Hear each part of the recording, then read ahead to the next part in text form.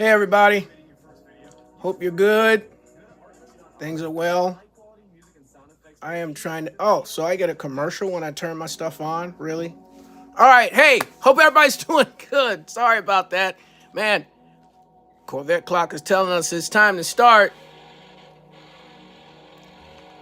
I messed up my Red Bull tonight. Put it in the freezer for a minute and oh my goodness. Well, anyway, I hope everybody's doing great. I hope you're blessed. I know that I am. I want to say welcome. I am your host, hopefully with something good to say. Pastor Jackie Jackson, glad to be with you. Trying to make you the smartest person in the room as it pertains to this subject. And if you're like me, I was planning on doing a recap tonight and then just started seeing other information. It just got to the point I couldn't help myself. But I'm a knowledge junkie and I'm trying to make you just like me. As it pertains to this subject, man, I want you to be the smartest person in the room and really have an understanding of what it is that's going on. I think when we dive into history and we find out, even things that might be more recent than we think, when we look at these things, it is encouraging to us, right? Or should be encouraging to us to know that God is inclusive of everybody, that there are great things that black folks have done. Somebody asked me the other day, I haven't gotten this figured out yet. They said, what's your audience? I don't know. When I preach the gospel, it's everybody. And maybe I do need to find a lane, but right now it's whoever it is that will listen. All right. Whoever will listen. So listen, so glad that you're here. Glad that you're being a part of what we're doing. Want to remind you, here every Monday, every single Monday at 8 o'clock, and here every Wednesday, same time at 8 o'clock. So I want you to, check us out, see what it is we got going on, what we're talking about. We have different subjects, right? Monday right now is about Jesus, the color of Jesus. And on Wednesdays, we've been dealing with Black Pharaohs, and I might be changing some things up in just a bit. There's a lot of them. Certainly, we're not going to exhaust them, just like we didn't exhaust the African queens. But I want to introduce you to it and get you curious. Now, if you are watching on Facebook, I'm asking people to kind of take a look and comment and, let me know what your thoughts are. If you're watching on YouTube, same thing. I want you to comment, to share your thoughts. But YouTube got a little bit more that I want you to do. I would like for you to like, and I would like for you to subscribe. I would like for you to share the information that you are hearing. All right, so that people know that we're there and we can spread it across the world. And I want to become a household name with this information. Now, don't need to give you the usual things that I say in the beginning, which is, this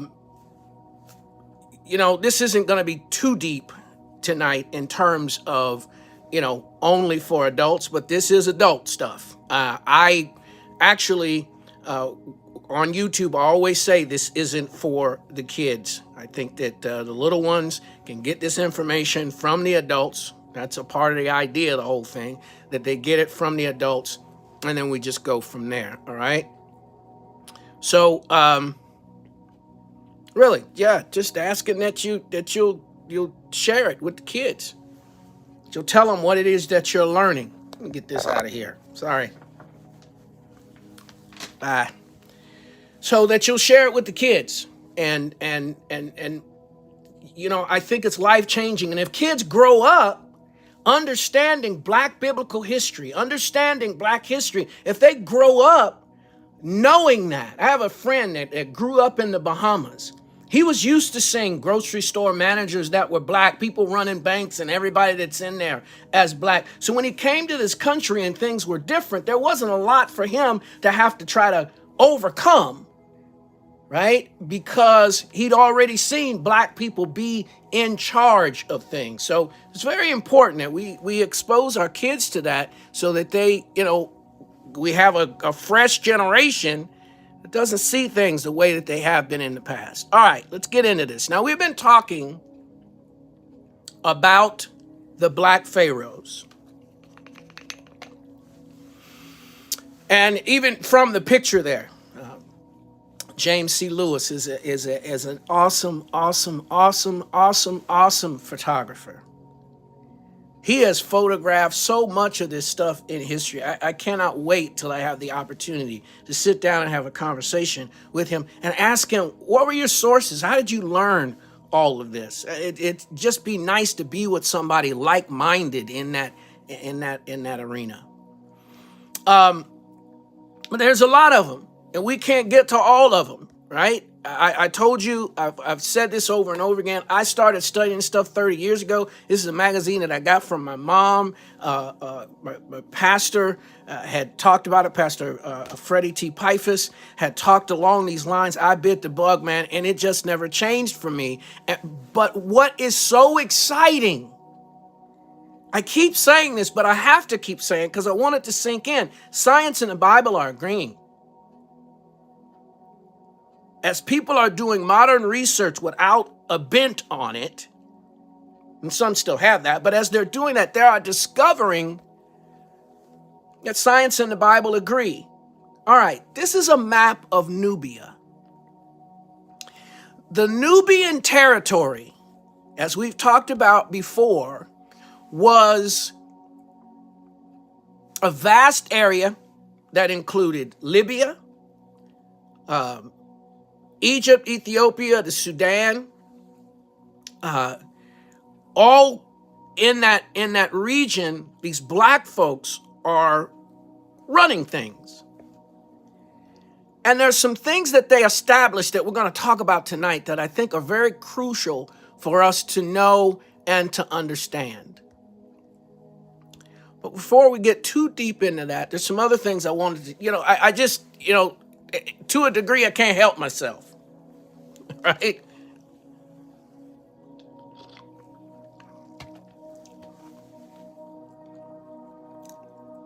I said this before. There are more pyramids in the Sudan than there are in Egypt. Now, didn't share this before. Some of them are harder to get to. There's also been unrest in certain areas in the Sudan. There's been some got to get across the desert to get to some of it. But also a lot of it has just been, all the pyramids have been robbed. Except for, well, we'll get to that in a second. But this knucklehead, Giuseppe Ferlini, those two pictures on the bottom are both, one's a cartoon or a drawing and the other one is real. In one piece of literature I read, he was called an explorer. He was a thief. Instead of digging to get into pyramids in the Sudan, the reason why that picture that's right below me has no top on it is because he was blowing them off to get in to get the treasure. Putting no value on the preciousness of these structures. No value whatsoever on the preciousness of these structures. Well, he's not alone in that regard. I've talked to you about this before. Now I'm going to give you a little bit more detail. Napoleon Bonaparte.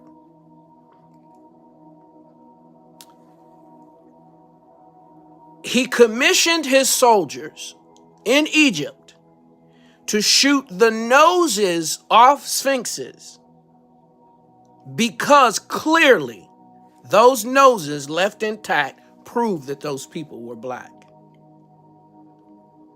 Prove that those pharaohs that were being honored, those pharaohs that were buried in those pyramids that were by the sphinxes, that they were black. And he didn't like that. Napoleon destroyed tens of thousands of portraits and pictures. Where's that book? If you want to look it up, you can find it in this book. Here, let me be patient with me here. Let me get you another camera. I want to make sure that you can see this clearly. Tens of thousands of portraits and pictures that depicted Jesus as black. Evidence, proof that was everywhere. Or, you know what I mean by that. All around where he was going. He didn't make it into Russia, which is why they were not destroyed in Russia. The Black Madonna is there in Russia. Portraits of Jesus being black there in Russia. They didn't have a dog in the fight.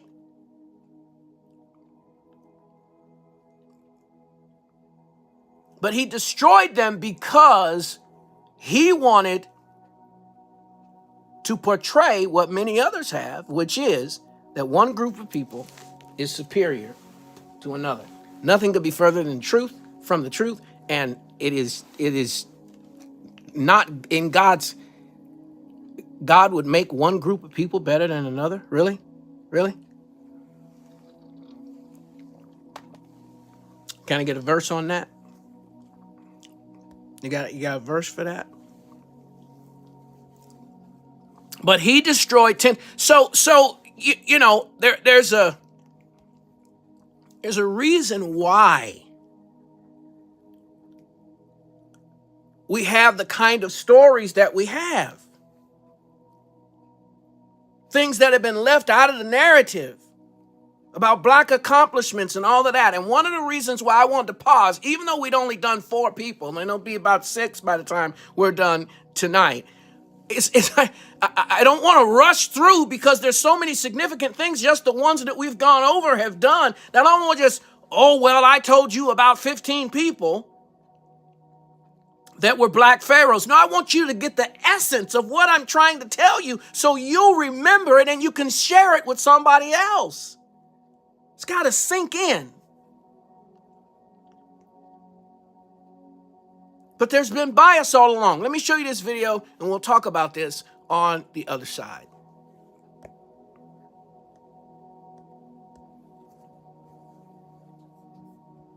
Egypt has always traditionally been given prominence as the height of ancient culture. Nubia is now coming into its own and is being understood to be of equal importance. It is different from ancient Egypt, but it is equally important and not just an adjunct to this Egyptian culture. What archaeologists do when they pull material from the ground or when they translate texts, they bring their own cultural baggage to that interpretation and the baggage of the times that they live in.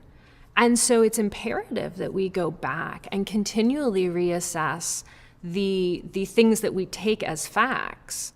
Many of the early archaeologists came to the study of ancient Egypt and ancient Nubia from the perspective of Semitic languages or the study of the Hebrew Bible. And it was very important to them to bring Egypt specifically into the sphere of biblical studies. And so they had to carve Egypt away from Africa to bring it into that sphere. And the way that they did that was they used race. So these early archaeologists effectively made ancient Egypt white in the sense that they made it part of a dominant Western culture, and ancient Nubia was separated from that. It was black. And this was how they took Egypt out of Africa and put it into this Semitic sphere, this biblical sphere. And it's only in recent decades, the last 3-4 decades, that Egyptology has really moved away from that. And scholars who are studying Nubia are really given the chance to give a voice to this Nubian material that it wasn't given much of a chance to have in the past.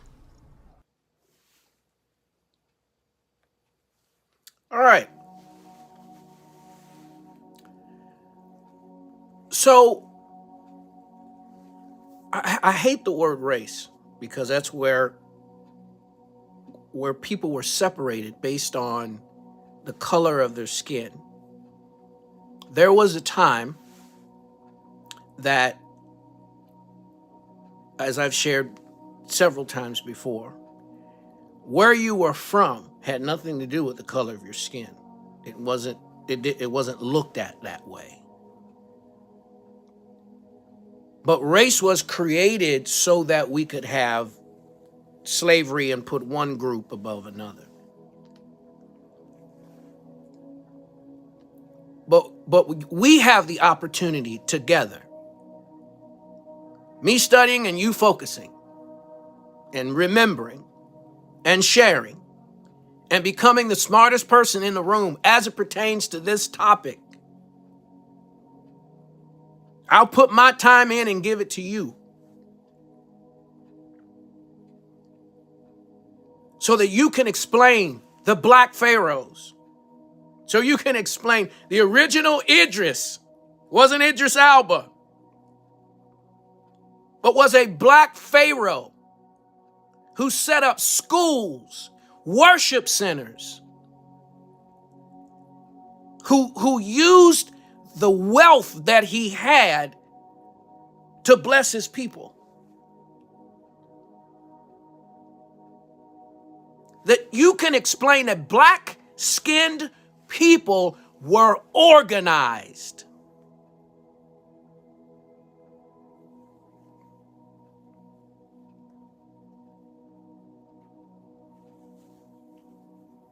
I'm not going to talk about people like King Tut, because there isn't any particular thing that he did. He died at 19, was sickly his whole life. His tomb was found intact. So just throwing that in there. Just got one picture, threw it in there. So because if you're thinking about why aren't we covering King Tut, there's nothing to talk about. I saw his stuff in San Francisco, all of his artifacts and all. It's just his tomb was intact. That's all. It's nothing significant that he did. All right? Back on topic.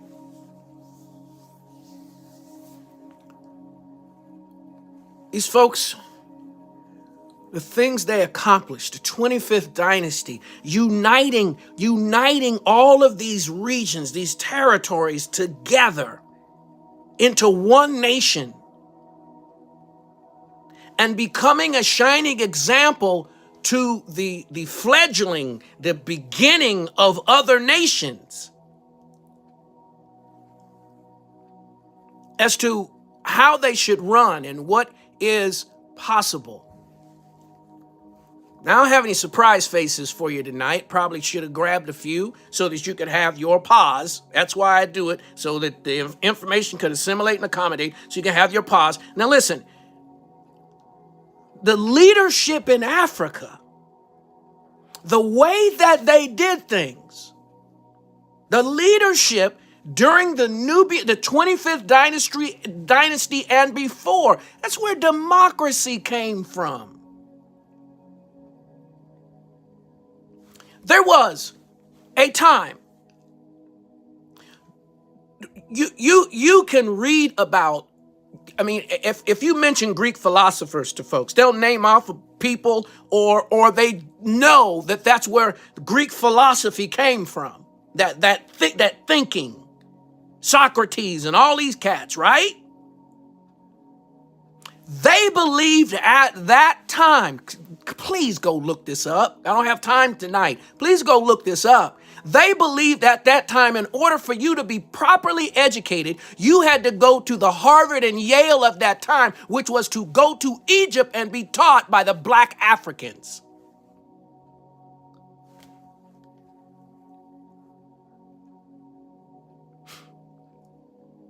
In some cases, they didn't give credit where credit was due. But sitting at the feet of Africans is where they learned democracy, the same kind of democracy that you are, if you're an American watching this, the same kind of democracy, a form of it that you sit under now was learned by Black Africans. You talk about women having their proper place. I mean, there's story after story that I've been reading, and I mean that. Let me say it one more time. Story after story that I have been reading where the daughters of kings, the daughters of pharaohs, the other women that were prominent or considered to be intelligent sat right in many of these meetings. Sure, there was chauvinism somewhere. You can find it somewhere. But what I'm finding more often than not is that women, whatever they had to share, they were welcome there. There were women that ruled and nobody was complaining. Many people just wanted to be ruled well. It wasn't like, oh, that's a woman. I don't. There was some of that, of course. I'm just not finding it on a large scale. Some things I read recently, I'm not finding it at all. A woman's voice was respected. The pharaohs, one of the things about them is they may have run the government, but it's almost like the monarchy that we have in England with the queen recently passed away and the king, where they still have that authority, but they still have that title, but they're not exercising that power. Now, the pharaohs had more than that going on, but I'm trying to get you to understand that they let people govern themselves. I'm going to give you a specific situation in just a moment of one of them that actually did that. Not making any of this stuff up. All right, so 25th Dynasty, things are organized. I talked to you about the statue that's on the bottom picture there. I believe that the height had nothing to do with physical stature, the height of the statues that they discovered in the Sudan, that what that had to do with how long someone had reigned, right? Not their how tall they were and all of that kind of stuff, but how long somebody had actually reigned. And so things from the 25th Dynasty are everywhere. I was recently looking at something where a historian goes to Egypt, and, before there's conquering, they're black. Right? The Assyrian army was always a problem and all of that kind of stuff. Well, people of color, but all of that. And the tone of skin that you see now comes from war after war after war after war. One of the greatest Egyptologists that lives in Egypt says they were black. But when you go to the Egyptian Museum, haven't been there, just telling you what a historian said. He said there's a gap in time that just isn't addressed. A huge gap in time when these people were black.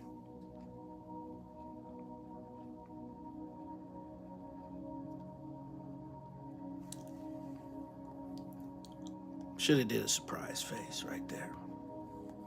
All right, let's get into some specifics. This is the people that we've talked about, and I think that this is really encouraging to be reminded of this.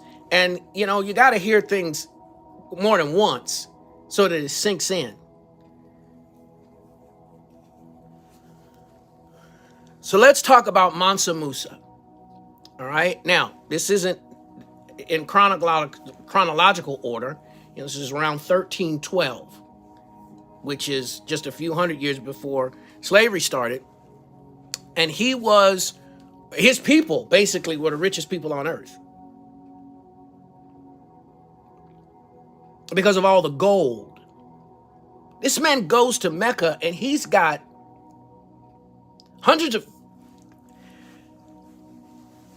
he's got people that are just walking that have the gold that's in front of them carrying gold staffs. He passed out so much gold on his way to Mecca.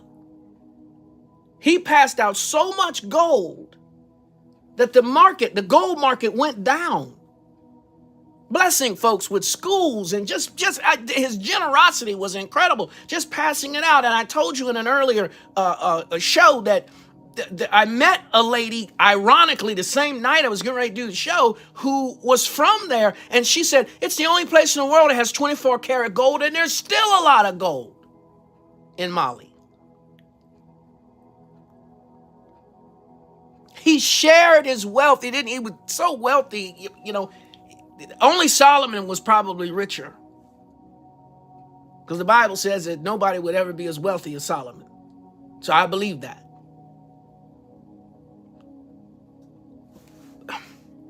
But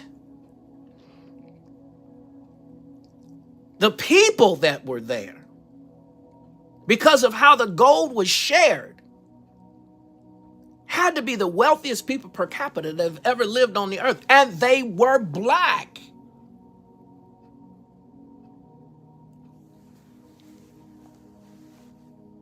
Got to change the way we see things, the way we think.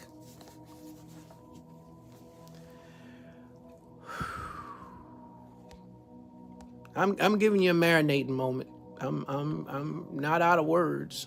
Just giving you a marinating moment.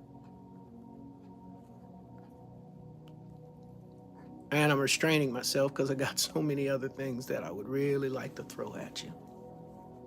Just a wealthy, wealthy man. All right. We got a beginning, middle, and end of a pharaoh we're going to talk about now. We're going to talk about Pi. Pi, and I've read some things in some other areas where they give credit to his brother, Shabaka or Shabaku. It's rendered in different ways, for creating the 25th dynasty. I truly believe that Pi created the 25th dynasty, and we'll see in a second, I'll explain to you that Shabaka organized it better. But Pi creates the 25th dynasty, and he rules 744 to 714 BC. And there's a lot of, as he's coming into power in Nubia, he set up his kingdom in Nubia. As he's coming into power, there's a lot of unrest, civil unrest. You've got these overlords and people like that. There's just all this trouble that's going on. And he comes with his army and he unifies things. He brings everybody under one umbrella, and for him it was a religious umbrella. Got everybody on the same page. But what was awesome about him is what I was talking about earlier. He allowed defeated rulers to continue to rule. They paid tribute, right? This is somewhat of a democratic system because they still, the governors were still able to govern, that kind of thing. And so he allowed them to be independent in the way that they were doing things.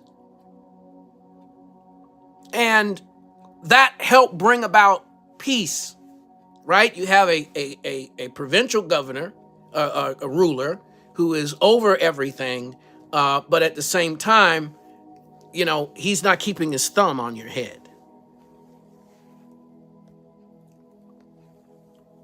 And it worked very well. There was a period of peace called Napatan. All right? Nubian relief. Okay, so his brother, now Pi and Taharka are talked about more than Shabaka. Now he reigned for just 15 years. That's a part of it. But the reason that we're going to deal with him just for a second here is what he did was bring the people together even more, seeing themselves as one people even more. They may have been in the way that they were ruling, there may have been, this, whoever the provincial governor is or whatever it was, they may have been ruling, but let me say, okay, so one of the things that that rulers were supposed to do was build temples. That was just a part of being a part of the ruling family, that you built temples. And so what Shabaka started doing was building temples, and it helped unify the people. He also made peace with the Assyrians that were only about 120 miles off their border. He made peace with them. The Assyrians at this time, they're attacking everybody and conquered all kinds of folks, but he made peace with them. There was somebody that tried to escape and come and hide out with them and with the Nubian people and all of that. And Shabaka said, nope. And once he gave this guy back, it just created this peace. So he's got peace on the border, and he's got peace with his people. Now, what's important to me about this is it's something I feel like I shouldn't even have to say. But it shows Black organization. I don't even know why I need to say that. Of course, like any other human being, we have the ability to be organized. But one of the reasons I wanted to mention Shabaka is that it just needs to be clear that this man took chaos and brought order.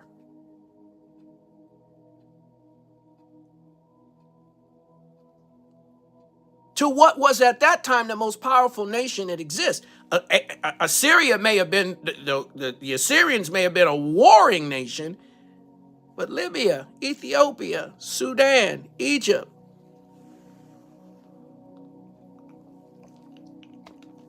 they were known as powerful warriors. We'll see a little bit more of that in a second. It's very significant.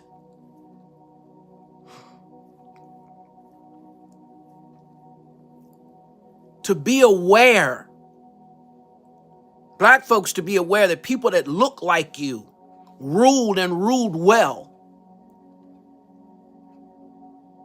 For white folks to be aware that people that don't look like you, regardless of all the propaganda, regardless of all the mess that you've heard, they ruled and ruled well.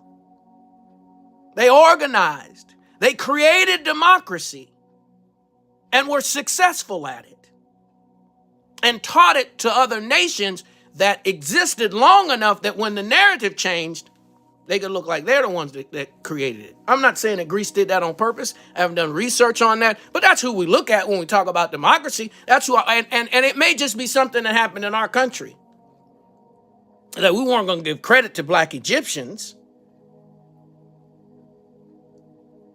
But people like Shabaka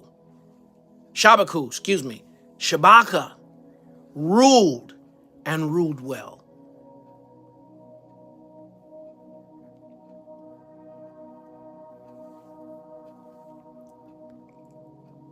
So we remember and honor him today. Remember what he did, what he accomplished, what he established, right? There are statues in places of him. But the only way that this story is truly going to get out is we have to tell it.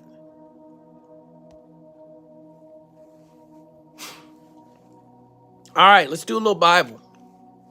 We'll finish this up with a little Bible. Let's talk about Taharka. Taharka is mentioned in Scripture, but you also need to be very clear that there are other territories and names that are mentioned in Scripture.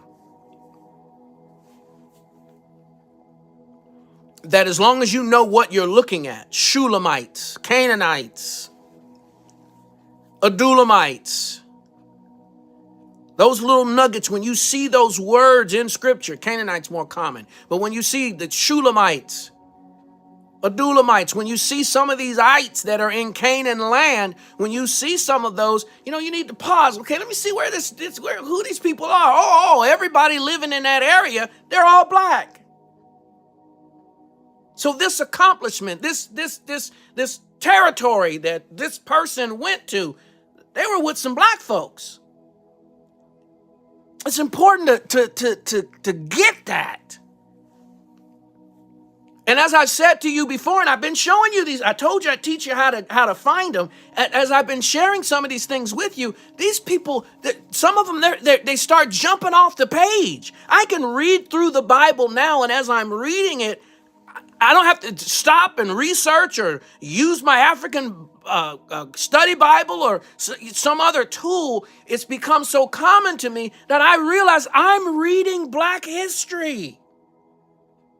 These people look like me. When I'm looking at racial mixing, these people look like me.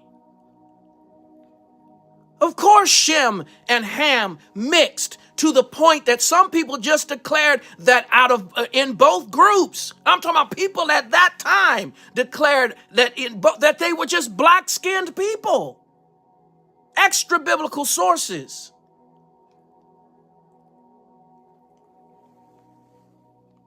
And when you know what you are looking at, it is just such a blessing.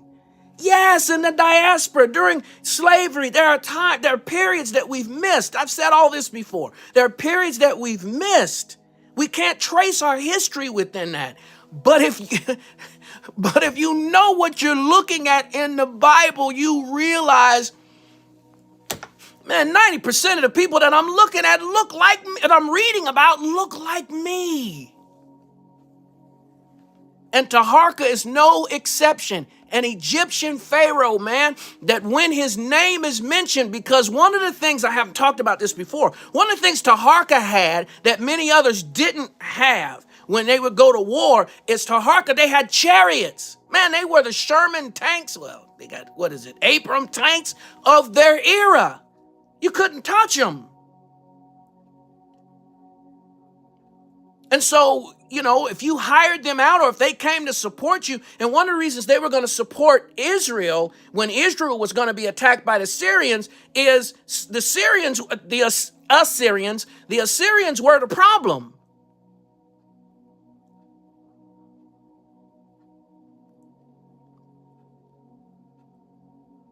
And so anything to push them back was a good thing to do. And so Taharka did that. The threat was there. It never occurred, but the threat that he would bring his warriors, and I mean a lot of brothers, Sennacherib, who I call snack ribs, backed off.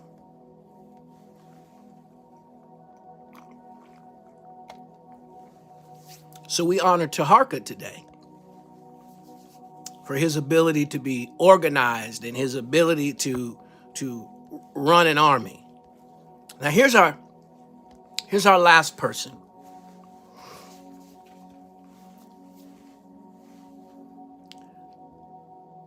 Nakanja Imvika.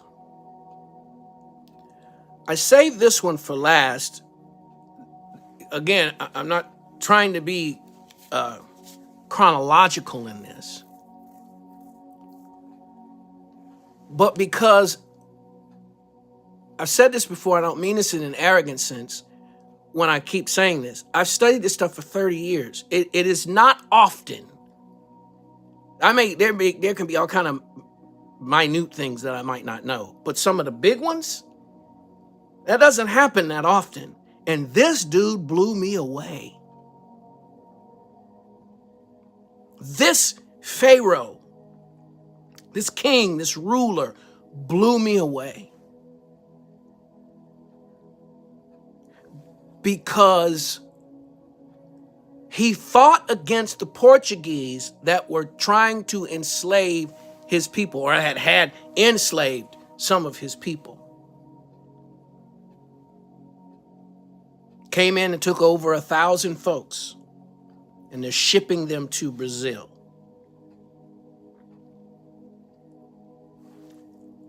He basically kicks their behind, is also diplomatic enough that he has a relationship with the Dutch.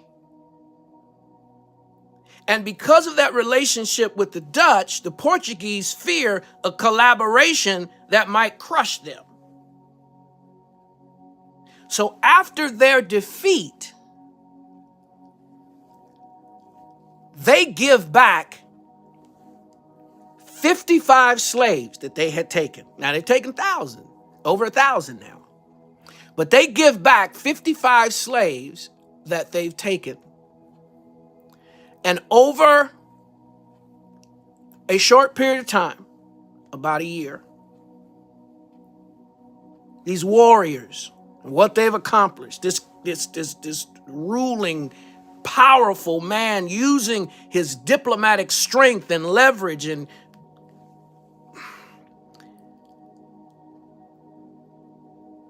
a 1,000 slaves are returned. Have you heard anything like that? Ever? I mean, I know stories of where, that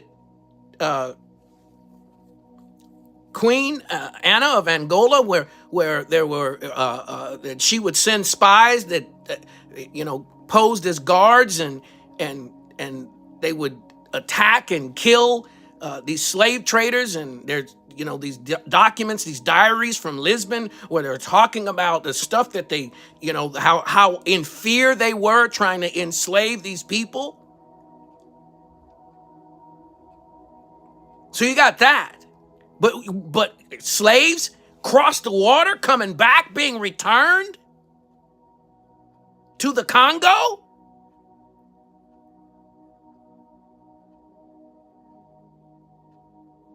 Because King Umvika says, give me my people back, or something worse might come upon you. We should be encouraged by all of this. No matter who you are, you should be encouraged hearing these stories, these buried stories.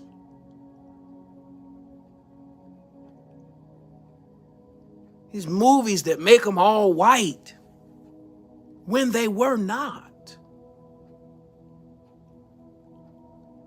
These black folks that accomplished so much, shaped and changed things around them, brought order, and some of the systems that they put in place are still being used today. That the hub of the most important place you could go to for education was to sit at the feet of black men and be taught.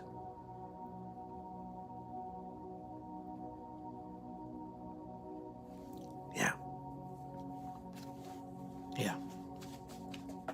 Well, listen, I want your comments, your thoughts, any questions that you might have, statements. Tell me what you're learning, whatever it is you want to throw at me, some extra information that maybe that you've gathered, or I read something that you were talking about. You kept telling me to check it out, and I went and looked it up, looked at peer-reviewed scholarly research, not just something that I just Googled, but I looked it up, or I watched, a National Geographic Smithsonian documentary on the topic. And man, oh man, I've learned something. Thank you, Pastor Jackie, for what you're doing. Keep pushing us in that particular direction. Listen, we're going to talk some more about the color of Jesus on Monday. It'll be our fourth message on that particular topic. I love you. May God bless you and bless your night. I'm done for tonight. The Bible says in Luke 12:32, fear not, little flock, for it's the Father's good pleasure. Give you